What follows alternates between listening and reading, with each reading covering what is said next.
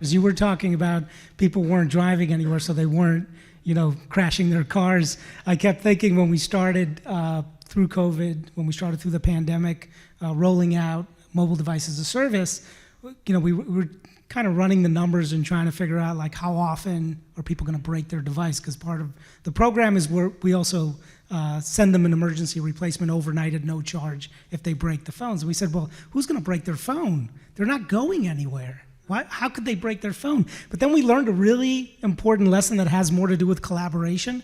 When you're all on Teams or Zoom calls, you're only dressed up for your upper half. And apparently most people wear either sweatpants or shorts on the lower half. So when they go in away from their home office to their kitchen for lunch, the phone would drop out of their pocket and the screen would smash. So we actually had the same amount of breaks through the pandemic, mainly caused by kitchen floors, than we actually saw normally when people were kind of running around doing their job. So I think it's interesting from the other end. We don't want you to break your phones. There's no need to break your phones. But yeah, we kind of saw the opposite of something that certainly we didn't plan for, is that people were still going to continue to break their phones.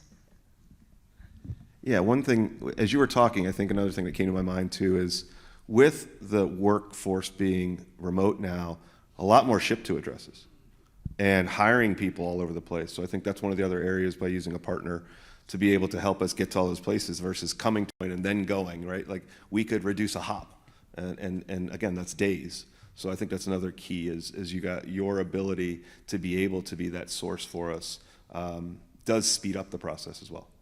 That's great. Yeah, our FedEx bill went through the roof, by the way, because we started shipping, instead of shipping all you nice folks, big boxes filled with phones and tablets and whatnot, we started individually shipping to every person's home. So we did get a really big, the FedEx sales rep was super happy all through the pandemic. I've never seen anyone more happy about a pandemic.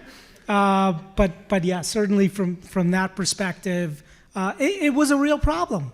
I mean, when you think about it, we used to do large projects. We used to ship pallets of equipment to IT departments that would say, hey, we're going to take it from here. And now IT was someone's house. So, they called me up and say, don't ship the pallet of the iPads to my house, please, because it's not like my spouse and my kids are going to all line up and do a staging and kitting in-house. So we need you to do that as well. Like, we need you guys to convert the business, pivot. We used the word earlier today, but pivot the business to include the staging and kitting, to be able to ship it directly to the end user so they could power it up and be up and running. So yeah, you're right. It's kind of like, the necessity, you all go back to like, what's the necessity